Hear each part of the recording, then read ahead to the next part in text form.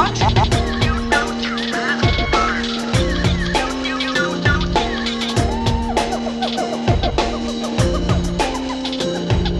Welcome to the Jungle Gyms podcast.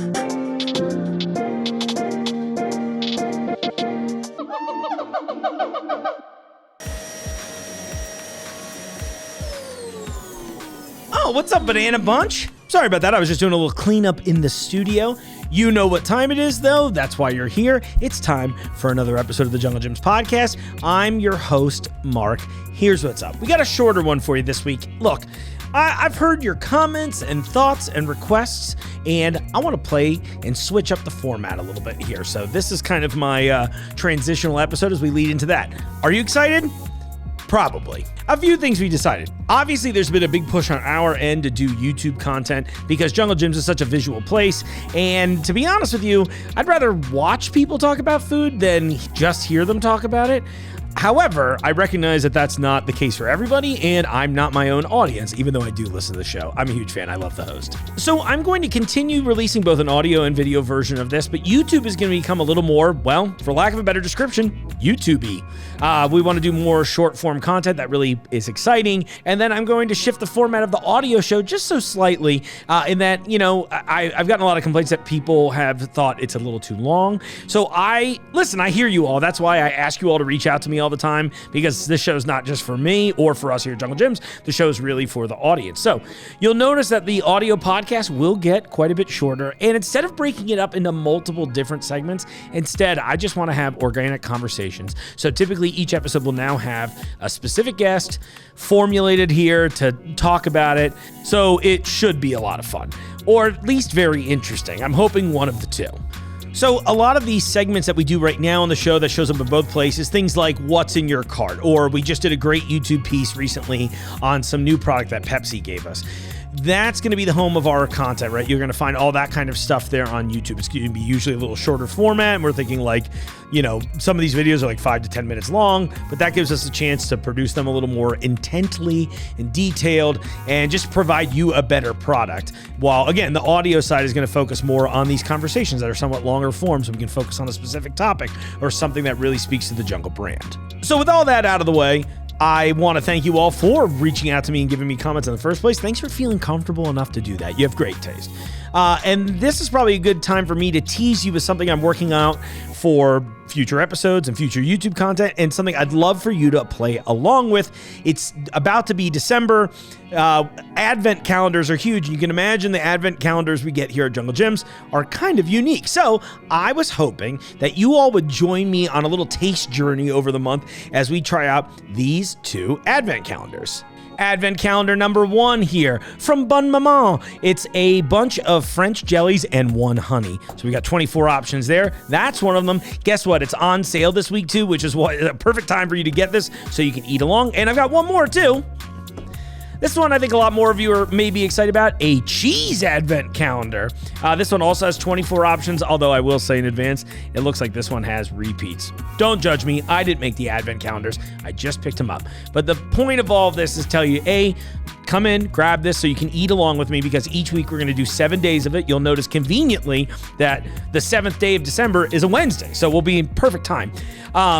But more importantly, if you like watching this kind of content, if you're on YouTube right now, what I need you to do is hit the subscribe button. I need you to hit that little bell with the subscribe button, and that's going to notify you every time we put out a video, right? That way, you know, the subscription is nice, but it probably helps when you get to see new content coming out, because I think you're going to really like what we have in store. And if you haven't yet, you can check out 2 of our most recent pieces on there. The aforementioned Pepsi piece, where we did a review on their Pepsi S'mores collection, which was a ton of fun, as well as our tips to save Thanksgiving that we released last week. That was a lot of fun too. So again, share this stuff with people, hit the like button, but most importantly, subscribe, hit the bell next to subscribe. And you know what helps with engagement? Leave me a comment about something you liked in the piece. I'd love it. This is how we all get successful and grow. So anyway, get these 2 calendars. The cheese calendar, these are available in both of our locations. The cheese calendar is in the cheese department, which probably goes without saying. The Bonne Maman calendar is out in international. You'll see like our international holiday treats, so that should be great. So let me get these out of the way. All right, everybody. So here at Jungle Gyms, if you've been before, you know we've got a lot of interesting stuff that happens in the store. We've got a lot of interesting things. And one of my favorite things about Jungle Gyms is how many products we found a way to recycle and reuse, and that creates a lot of our interesting things. I mean, stuff from like our animatronics that we've either updated or modified to our settings, to things like this table that were another table that have been, it's been Frankenstein together in a bunch of ways. So because of that, I've got a really fun and interesting, and I thought, honestly, after the holidays, there always feels like there's a lot of waste after Thanksgiving and Christmas. And I thought, having this episode focusing on like some of the cool recycling stuff that's happening in our area, and, these people have a tie to the jungle too. I thought this was just an interesting thing. And you know me, I love a little human interest action. So let's dive right into that. So if you've been to jungle gyms, you've seen all kinds of crazy stuff here. There's a lot of, Jungle once described himself as his own kind of Dr. Frankenstein, bringing things back to life. So I thought, what a cool way to bring in a group of people here who could really relate to that on a spiritual level. So why don't you both introduce yourselves? Carrie, I'll have you go first and tell me who you're here with. Okay. My name's Carrie Harms, and I'm one of the directors of the Cincinnati Recycling and Reuse Hub. And I am Erin Fay, and I am the board president for the Cincinnati Recycling and Reuse Hub. Oh, awesome. Okay, cool. Mm-hmm. So tell us very fancy. Yeah, no, I love it. Exactly. It's incredibly official. I don't get paid, though, so it's not that fancy. Crazy that we had to do a wardrobe change. We were all in tuxedos. I just want to do something a little more relaxed, candlelit. Tell me a little bit about the Hub, that's my new favorite nickname for it, as I learned on the website. That's what we call it. Mm-hmm. What is the purpose of the Hub? Mm-hmm. So the Hub, our mission is to really try to change the way people think about their things, and we're filling gaps for recycling and reuse in the tri-state area. We're providing a place where a lot of things that can't go in curbside recycling can be recycled. And then we're also providing a place for people to come and quote unquote shop our reuse area for a lot of items that don't have a place to go to be put on a shelf and wait for somebody to take them to reuse as well. Sure. Mm-hmm. Kind of combating disposability, which I feel like is 100%, such a big... yeah. Yeah, that seems like such a huge problem for us as a people these days, where it's all just like, all right, well, just throw it out, it'll be fine. Our society is very disposably minded, and we're trying to flip the switch on that and really encourage people to, if you're done with it, we want you to think about, can somebody else use it in the same way, or could somebody else use it possibly in a different way before it goes to the trash? Because ultimately, the term "throw it away" it doesn't go away. Right. It goes to the landfill, and we don't want that to happen. Yeah, it's just if we can avoid it. Living somewhere else after that, you're like. But I have this. Yes. I get on this soapbox every so often where I think as a people we're a little too out of sight, out of mind. Uh-huh. So I think this is such a brilliant thing that you all are doing here. Are there like educational programs or anything like that you all offer to tell everybody about? Or rather to educate the audience about? Yeah. At this point, we don't offer any educational programs on site. That is one of our major missions coming up once we feel like we can. Our current site, we don't really have an educational space per se. We're in a very old warehouse. Sure. That's not climate controlled. One of my big passions, though, and one of the reasons why I'm excited to be involved with the Hub is education, and I would like to really start teaching people about how to consume less. So not even can we give something another life, or can we try to recycle something, but how can we refuse first, and can we purchase things less, and can we slow down and rethink about what we're bringing into our house? So we do a lot of community education. Mm-hmm. I'm speaking at the Walnut Hills High School Sustainability Club, and I'm doing a talk at a little reuse shop downtown called Simply Zero. So we do a lot of community education. Sure. But we don't have anything in-house quite yet. We do give tours, though, of the Hub, which are very educational. Yes. So we are talking, and for the tours, basically, we're talking about as much about what we can and can't do at the Hub, as much as clearing up a lot of questions, which there's a lot of confusion about curbside recycling. So what can and can't go into curbside recycling through Rumpke's program, basically, and there's other companies that do pick up curbside recycling, but ultimately, no matter who it is, it's going to Rumpke regionally, as they're the ones that get it all. So we're clearing up a lot of confusion about that. And like I said, we're educating people about what we can and can't do, about what the chasing arrow symbols mean and why there's confusion around that. So there's a lot of takeaways from just coming to the hub and getting a tour, for sure. Well, so while I've got you here, let me corner you with that. What are some of those common misconceptions or things that people don't really know? I say for myself, maybe as well, as I just dump cardboard in my recycling bin. Yes. I think the biggest one probably is around plastics. And Rumpke has pretty much always only taken a plastic bottle and a plastic jug. So for those big recyclers, it's about the shape. It's not necessarily about the material. Interesting. For plastic. I had no idea. Yes. Everything else, like cardboard's cardboard, paper's paper, metal, aluminum is aluminum. But for plastic, it's about the shape, not about the number or the type. Correct. And I think that's probably the biggest misconception about curbside recycling is that if it's plastic, I can throw it in because they take plastic. Sure. They only take bottles, jugs, and tubs. No other shape. So if it is not shaped like a bottle, a jug, or a tub. And a cup. Which is brand new. Which is also a similar tub shape. Correct. Little tub. A tall tub. It is a tall tub, exactly. A standing tub. There you go. Yes. What is the why behind the shape thing, though? I'm sorry to get stuck on that, but I'm just sort of like, is it like a processing issue? Better than I can? So our understanding, all of the things that Rumpke takes are things that can make them money. Okay. Ultimately. Right. So there's a lot of things that we take that are difficult to recycle because of the other things that can end up in there.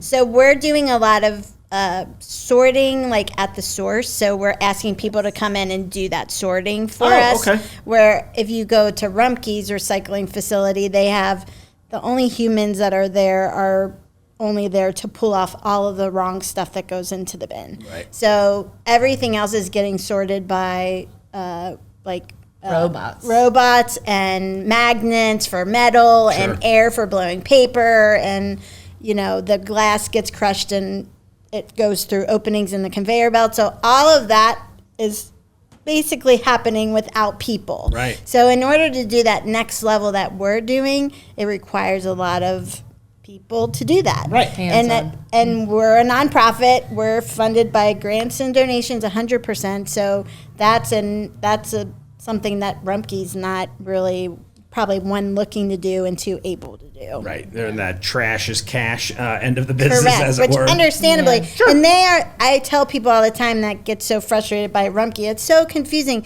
We know it is, but ultimately they are doing really great things. Yeah. And the only reason our region is even able to recycle glass, period, is because they built a recycling facility for glass specifically in Dayton.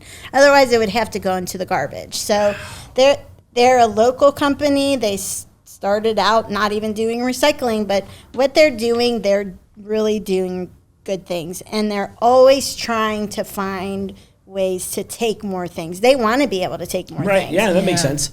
Yeah. But if there's not an end market, it's the same for us. If we don't we don't want to be a storage facility. If we don't have, we're not necessarily trying to sell our stuff. Right. But if we don't have an end market for something, then we can't take it either. Sure. And that's where so much of you really have to think deeper about what something is. Well, a good example was like a tennis ball container that's plastic, but then has the metal ring at the top. Yeah. Like you're like, oh, well, it's plastic, but it also is metal. So, and you can't separate them easily. So like there always has to be an end user or an end buyer for everything. And recycling plastics outside of those blow mold plastics, which are that shape, is extremely difficult. Interesting. Extremely difficult. For whatever scientific reason is behind that, it's very difficult to recycle all of those other shapes. And partly it might just be because there's so many. I mean, Right. if we looked around this room, we could find a million different things made out of plastic, shapes, sizes, other things with them. Right. And so that's, I think, another big piece of it. Is, I didn't even think about like some of those I say devices, but things where they are multimedia, as Correct. it were. Mixed materials. Mixed Mixed materials. Yes, materials. they're I love very, it. very problematic for sure. Yeah, Yes. it's got to make it so much harder. And then So especially, much harder. Yeah. Yeah. And you really will need the people that hands out, set it up. Correct. So when let's say, walk me through it. Let's say I walked into the hub right now. Like, what is the experience like for I guess we'll call them the customer? Customer. Customers, Okay. yeah, we call them Absolutely. customers. We So we have a mini hub that's set up on our first floor. So you come in typically with like a big old Tupperware. Some people just have like all their stuff shoved in there. Other people have like specific boxes and bags and Right. everything separated perfectly. Depends on the person. Right. But then we have our mini hub set up where like everything has a place. So we are asking our customer to sort right there. Okay. So when you bring in your, your old shoes and your styrofoam and your plastics, we're asking that you put those things in each one of those containers. So usually, I like to tell people if you're coming the first time, give yourself plenty of time so that you can really look around and you can understand what we're doing. It's going to take you a little time. There's usually 3 or 4 volunteers there to help everybody answer. There's a million questions that get asked down there. Some people, again, it takes 5 minutes. The other day, there was a woman there, I swear she was there for 2 hours. She just kept bringing containers out of her car. I was like, what is in there? Like, you drove here in a clown car. Yeah, Like, what is going on that's in there? amazing. Right. Yes. Yeah. So then you drop everything off. We do charge fees for some of what we collect. So things like batteries, light bulbs, electronics, things that we have to pay to then recycle. Absolutely. That makes sense. But then about 75% of what we take is free for people to drop off. So you sort everything at the source, and then us as volunteers, we take it all up to the 4th floor. And then we sort it again on the 4th floor. And that's where we store things in a bigger quantity. Okay. But yeah, the experience, we're right off the highway. We try to make the experience user-friendly. And we really try to make sure we're answering everyone's questions so that they're learning each time. Yeah, that's awesome. Which is a big part of it, again, talking about education. Yeah. Everybody seems to leave with positive thoughts about, their experience, and generally complimentary. And because of the fact that we are going beyond just educating about the hub part of the things, Right. and going even into Rumpke, and we're also, on our website, we have a whole resource page for things that we can't take, and if perfect. we can take it, here's some places where you can take it to. Beautiful. Because we really want to be, that's where the hub name came. We want to be kind of the resource for things, whether we can take it or we can't. I love that. And I was going to ask that, so that's even better. Mike, as a matter of fact, while we're talking about what is the website, as we can send people to it. Yeah, it's Cincinnati Recycling and Reusehub.org. Yes. Cool. Yes. So they can find all kinds of information, like drop-off times, Correct. all Yes. the useful stuff that all I otherwise... the useful stuff. So Totally. what we can take is, that's a drop-down menu. If you go to what can we take, there's what can we take for a fee, there's what can we take for free, there's what we can take through a program called TerraCycle that we haven't talked about yet, and then also what we can take through Zero Landfill Cincinnati, another program we haven't talked about yet, and then what we can't take. So those are all part of that drop-down menu, and Perfect. there's all kinds of great information on all of that. I love it. Yeah.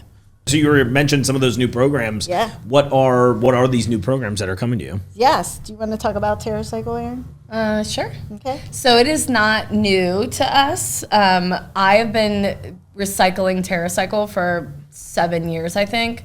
TerraCycle is like a hyper specific recycling place that recycles extremely hard to recycle things. So Okay. via TerraCycle, you can recycle even things like cigarette butts, Wild. which is insane. What happens with those? Do we know? Should I not even ask? We don't know. So Art projects, we don't hopefully. know. And we That's- don't take them, by the way. We don't take them. Yes, I've always been like, I want to take cigarette butts, but I'm so afraid of it that I'm Right. like, ugh, it's Yeah. so gross. Yeah. But we collect about 30 different, they're called brigades. So they're very specific things through TerraCycle. And one nice thing that TerraCycle does is they give back. So as long as you are affiliated with like a school, a church, a nonprofit, they will give money back to your organization for the shipping. So we collect a whole bunch of things. A good example is like at Tom's is like toothbrushes, toothpaste, floss, and deodorant. I put it all in a box. We usually wait till the box gets to be about 20 pounds, and then I print off a free label and I ship it to TerraCycle. And then I'm not 100% sure what happens on that when it gets there. Yeah. I'm sure it's something like what we do. They sort it all, Right. they pick through it, and then they find a recycler. But that's a program that I've been doing for a long time, and it ebbs and flows. But you know, They're doing better about being more transparent. They're not super transparent. Okay. They're getting better about it. That's good. And they're doing good, like better. They're like, there's links to go to click this link and you can see what's happening with this specific item once it comes to our facility. And they do a lot. They're doing more about like showing you what their office spaces are like and other programs that they're doing. So they take originally Taco Bell hot sauce packets. Yeah. So cleaned Very and familiar, dry. unfortunately. Yes, correct. So for the past, has it even been a year? No. I don't think. So they started taking those maybe 6 months ago or something, turning them into park benches and picnic tables. Oh, that's cool. And they just announced that they are now expanding it to any brand of Packet. Condiment packet, basically. So, Interesting. I love this. So Skyline I've hot shipped sauce, one yes. time. I've shipped like a 10-pound box of Taco Bell sauce packets, which is crazy to me that anyone's even saving them, but they are. They are. And now they'll take any type of condiment pack. Yeah. So Wild. It I need is some of that wild. condiment pack furniture. I'm excited about that. like, what does that look like? Yeah, I'm curious. I'm They like, just does tape it them all still say together? what flavor it is? Yeah. Yes. Right? Yes. Right? So That's they're amazing. doing better. TerraCycle is being more transparent, which is good. Yeah. But Erin talked about the toothbrushes, toothpaste tubes, deodorant sticks. We take plastic gift cards and credit cards, razors, razor It's a big blades, the one. packaging, dried up pens, highlighters, markers, and glue sticks. Like those are examples of things that we take where it can be any brand. And then, like Erin said, there's a lot of things that we take that's brand specific as well. But all of the list of those things is all on the website, like I said, under what we take through TerraCycle. Lots of stuff that people are using every day. They're generally small items and easy to collect if you're willing to do the work. If you wear contacts, like we take contacts. the cases they come in, the little like blister packs that they come in initially, the storage cases, the Even the actual contact. even the actual contact. It's crazy. Yes. So I'm just looking for somebody with my exact same prescription to find it in the future. Yes. Yeah. Along with my used cigarette butts. Right? I'm still really stuck on that one. We'll talk about that after the show. I know. I'm just sure. like, where could this even go? I have no idea. Was there a second program that you'd mentioned as So well? the Zero Zero Landfill. Landfill Cincinnati. So, Oh, yes. I read a little bit about that on the website. Yep. So that's a program that started originally in Cleveland, and it's a way for interior design and architecture firms to take all the samples that are used for client presentations, and instead of throwing them away, take them to a central location and let people come and take what they want to repurpose. Perfect. And so a friend of mine that I graduated from college with, she started it in Cincinnati in 2008, and I took that over from her in 2010 and have done that since. Oh, awesome. But it was always in a temporary location, could only have the program like once a year, and then the problem was what I had left over at the end of the program I still had to throw away because I couldn't stay in the space. So now that it's been at the hub since April 1st of last year, firms can donate any time of the year. That's a bonus. And then people can take away the items all year round. Amazing. So we've had 6 big takeaway days. Our last one was the beginning of August, and we had over 7,000 pounds of stuff go out the door. Wow. Which is amazing. It Yeah. is. It's Yeah. pretty cool. It is. Yeah, it's like and all that counts so much, you know? It does. If we could just kind of weaponize this like across the lands, I think we'd be in a different place. Yes. Amazing. Well, as we near a good stopping point here, I think, what is something you would like the audience to really know either about the hub or about the whole process here? Like, if, you know, feel free to look direct into the camera and tell them what you need from them. Yeah. So I don't know. I mean, like I said, we're a nonprofit, so we are 100% funded by grants and donations. So we are in the midst of an annual fund drive right now. Oh, perfect. We need donations to keep this thing going. We have 3 part-time employees, and we're getting ready to start with our first full-time employee, and they are all grant-funded positions. Yeah. So, but because they're grant funded, that means like in a year's time, then those funds, go away. So we appreciate support for our annual fund for sure. And then just that we know that everything about recycling is difficult. Like it's confusing. We talked about the chasing arrow symbol that provides confusion to the consumers. And we really just want to help people as much as possible to provide either a place, meaning us, to take things, or sending people to other places to, keep that ball rolling as far as reuse is concerned. Yeah. And I think piggybacking on that last comment, I think the biggest thing I try to ask of people is just to start to think about it and just to get started. Yeah. So what we are doing, I feel like is, it's next level. It is like, you have to be pretty committed to be collecting this many things in your house and willing to drive them all over this, and like clean them all out and figure it all out. It is so much easier to just throw it in your trash can. Yeah. You put it out to the curb, they take it away, and it doesn't affect your life. Right. But it does affect all of our lives, ultimately. Rumpke is doing a major expansion right now of their landfill, so that affects all those people who live around there. Right. So really, what I like to tell people is just to get started. Just, maybe stop buying one thing and find a different use for that. Or maybe just taking, like a good one I feel like is like the toothpaste, toothbrushes, and floss. Like that's such an easy thing. It's clean, it smells good, it's not totally disgusting. Like that's one thing to just start collecting and bringing to us. So just get started and ask questions. I mean, we're a wealth of knowledge at this point. Like, none of us we didn't get a degree in this, like nothing like that, but we just are super passionate about. I love it. Right? Yeah, we just love reducing waste. We know, but we need that, and I think that's really cool. If somebody wanted to donate to the fund drive, is that also on the website? Absolutely. Perfect. Yep, it's on the first page, where to donate.